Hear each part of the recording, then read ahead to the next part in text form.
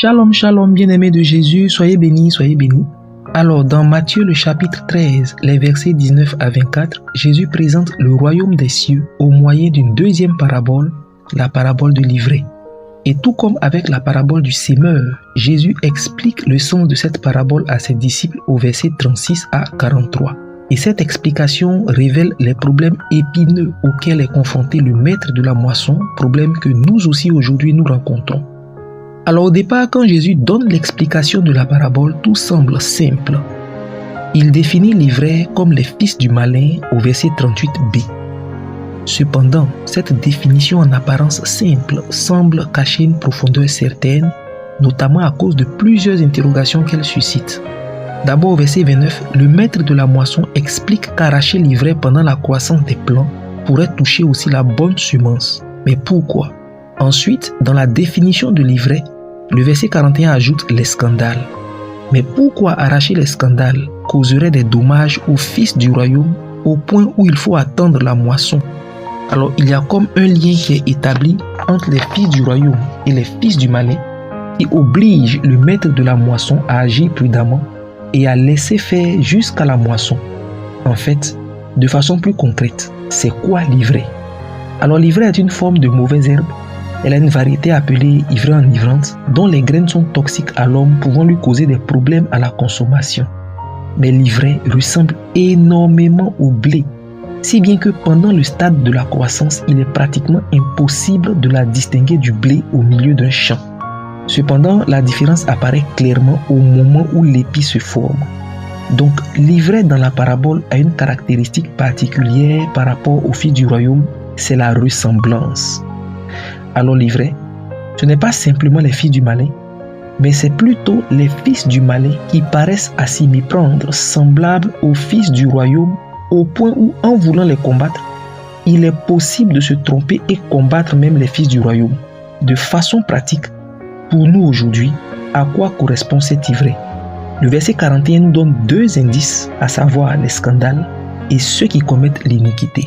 D'abord, les scandales font référence aux fils du malin, dont la ressemblance aux fils du royaume est si frappante que les combattre pourrait donc scandaliser certains fils du royaume et les perdre. On peut parler de ce que la parole désigne comme les faux prophètes. Matthieu 7, verset 15. Gardez-vous des faux prophètes. Ils viennent à vous en vêtements de brebis, mais au-dedans ce sont des loups ravisseurs. Matthieu 24, verset 24. Car il s'élèvera de faux Christ et de faux prophètes. Ils feront de grands prodiges et des miracles au point de séduire, s'il était possible, même les élus. Ces deux textes montrent la ressemblance et la séduction des élus. Et le problème est que combattre ces faux prophètes sans porter atteinte à la foi de certains élus devient délicat. Dieu veut sauver. Il ne veut pas la perte d'un seul de ses enfants. Et cette parabole révèle même comment la patience de Dieu est un choix par défaut, certes, mais le résultat d'une grande sagesse.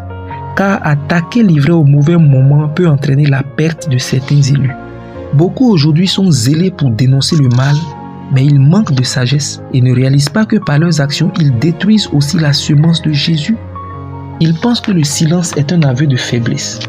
Le bouquet, c'est quand d'autres finalement se retrouvent à persécuter de vrais enfants de Dieu, les prenant pour de faux prophètes.